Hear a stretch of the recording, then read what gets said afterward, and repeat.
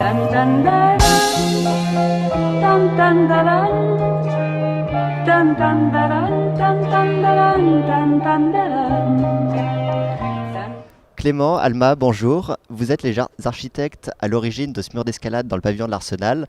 D'où ça vient, enfin, cette idée de créer un mur d'escalade et quels ont été les enjeux pour faire ce mur?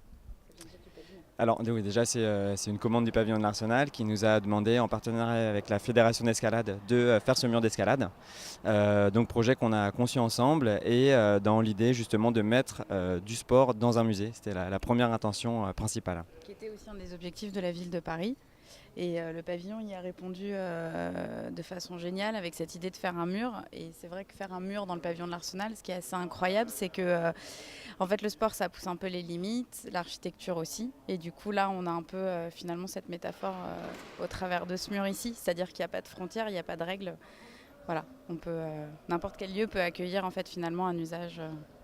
Et donc, vous êtes tous les deux architectes, si j'ai bien compris, et ingénieurs, d'accord, très bien. Et d'où ça vient, enfin, pourquoi vous, pour construire un mur d'escalade, vous avez déjà fait des choses dans le milieu sportif ou jamais? Alors moi je suis grimpeur et le pavillon de l'Arsenal connaissait mes liens avec la fédération d'escalade notamment, avec qui j'ai déjà eu l'occasion de travailler. Donc c'est plutôt voilà, cette raison pour laquelle on a été choisi pour faire ce mur. Et ingénieur aussi, ce qui fait que parce que si vous voulez derrière le mur, ce que là on ne voit pas à l'image, mais il y a toute une ossature. C'est vrai qu'on a réfléchi ensemble parce qu'il y a la conception de l'ossature, mais après il fallait aussi finalement, le mur est très... Enfin, la situation est assez contrainte parce qu'on doit, tu l'expliqueras mieux que moi, mais reprendre en fait toutes les charges sur le sol du pavillon. Il fallait suivre aussi l'exécution, c'est lui qui s'est occupé de l'exécution, c'est-à-dire du chantier en fait du mur avec le pavillon. Et voilà, donc c'était aussi une... Et puis bon, c'est vrai que quand ils nous ont évoqué l'idée, je vous avoue, c'est tellement une fierté en fait de pouvoir faire quelque chose ici parce que le pavillon de l'Arsenal pour nous est emblématique parce que ça nous a fait grandir au travers de tout ce qu'il peut faire dans sa défense de l'architecture et de l'urbanisme. Et donc en tout cas, on ne s'est pas laissé passer à côté de cette chance, cette occasion. Et moi, j'avais fait un peu de murs d'escalade quand j'étais plus jeune. Et souvent, les murs d'escalade, ça a un peu le relief d'une montagne. Pourquoi avoir voulu faire un mur si épuré, avec des formes presque géométriques? Alors justement là c'est l'idée déjà de s'inscrire dans le site du pavillon de l'Arsenal, de se dire on vient s'inscrire dans un lieu emblématique, architectural et l'idée de cette géométrie c'était déjà d'avoir un mur vertical pour l'usage, c'est-à-dire faire des voies relativement simples parce que ça va accueillir un public de scolaires principalement, d'enfants ou en tout cas de débutants. Donc on ne pouvait pas faire des murs avec des formes très très prononcées avec des gros dévers qui auraient empêché certaines pratiques pour les débutants. Et ensuite c'est l'idée d'avoir un élan vertical qui s'inscrit dans ce pavillon et le jeu géométrique, je laisse Alma en parler.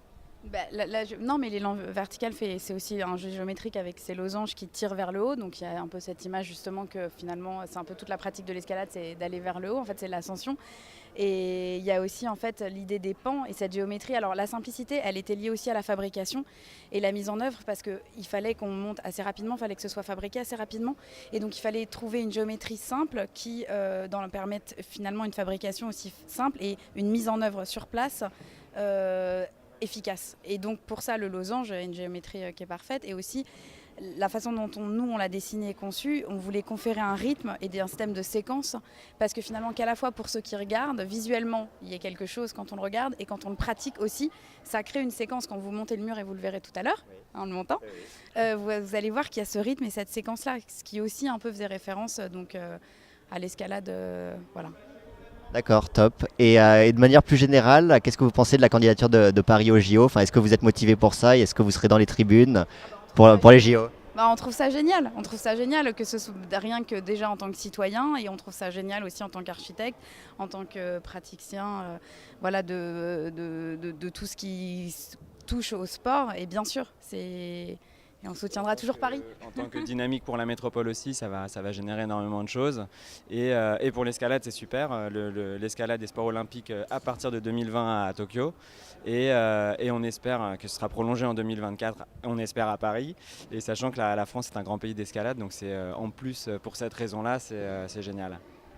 Donc le mur d'escalade est encore ouvert tout l'été au pavillon de l'Arsenal. Je vous invite à venir le découvrir et voilà, à bientôt.